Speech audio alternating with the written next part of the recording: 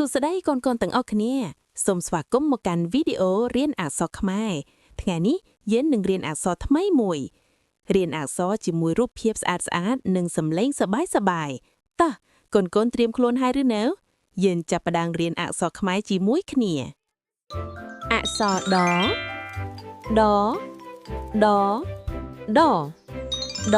គឺដំរីសត្វដំរីធំនិងកូនដំរីកំពុងដើរលេងក្នុងព្រៃដំរីមានច្រមុះវែងដំរីគួរឲ្យស្រឡាញ់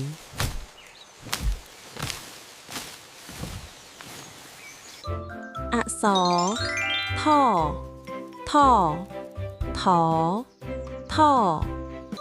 ថគឺឋានីរថភ្លើងឋានីរថភ្លើងគឺជាកន្លែងអង្គុយរង់ចាំរថភ្លើងធ្វើដំណើរដោយមានសុវត្ថិភាពទៅដល់កន្លែងនានា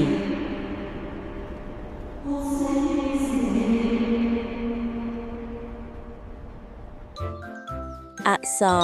ដូ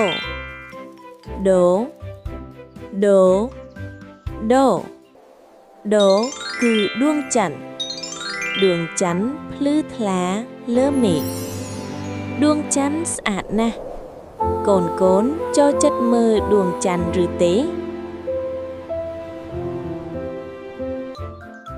អក្សរថ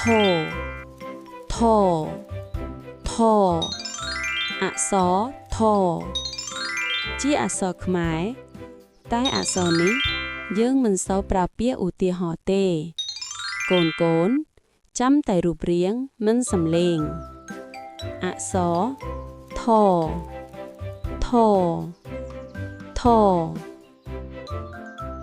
អក្សរណ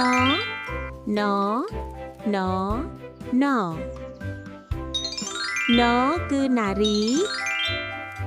នារីគឺជាឈ្មោះរបស់ក្មេងស្រីគួរឲ្យស្រឡាញ់កូនចាំអក្សរណឲ្យបានល្អណា Suoste, welcome to my school. My name is Nari. អក្សរតគឺត្រីកំពុងហែលទឹកនៅក្នុងទន្លេត្រីរស់នៅក្នុងទឹកតើបងប្អូនចូលចិត្តត្រីឬទេអក្សរថ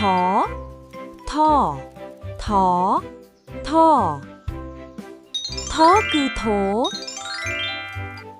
ថសម្រាប់ដាក់ផ្កាថស្អាតណាស់តើផ្ទះកូនមានថឬទេ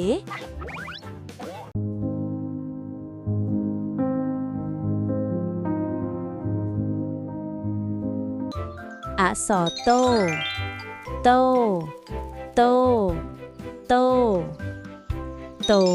គឺទា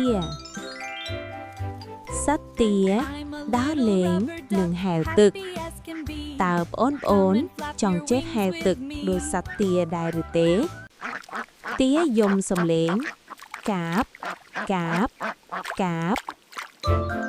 អក្សរថ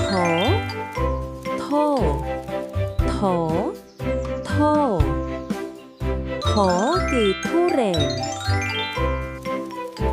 រ៉េនជាផ្លែឈើមានក្លិនខ្លាំងតើបងប្អូនចូលចិត្តញ៉ាំធូរ៉េនទេ Sounds good. It's perfect. អក្សរណ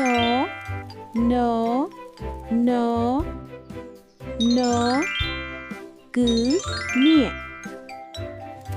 នាគជាសត្វក្នុងរឿងព្រេនដ៏មានអំណាចតើបងប្អូនស្គាល់សត្វនាគដែរឬទេ